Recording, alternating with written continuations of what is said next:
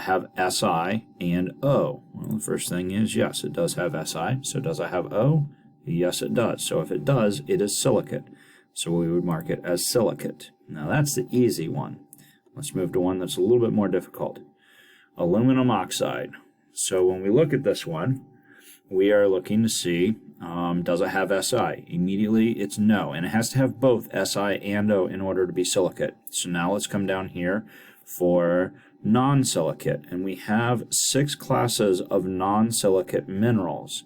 Native element means that it is only going to have one. An example of that would be gold. Gold is Ag, and it is capital A, lowercase g. That is one element. Or Fe, like if it was just Fe by itself, no other letters, that would be a native element.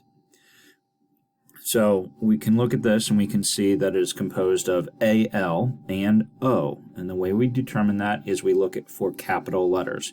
Capital letters tell us how many elements are in it. There are 2 elements in this one. So we're going to look through here, and the first one is halides. Does it have Cl or F? Well, it's Al and no.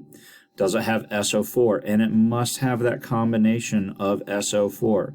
All 3 of those things, the S, the O, and the 4. That's not the case. Carbonates, CO3. Has to have both or all 3 of those things. The letter C, capital O, and 3. Definitely not the case. It has the O3, but not the C. Now let's go down here to oxides. Fe, yes. Oh, no, sorry. Al. Yes, it is Al. And there's an O right there for us. So this is oxide. So we would select that one, and we move on to the next one. Let's do one more. So we're looking at this one. It has Fe and S. So it's iron and sulfate.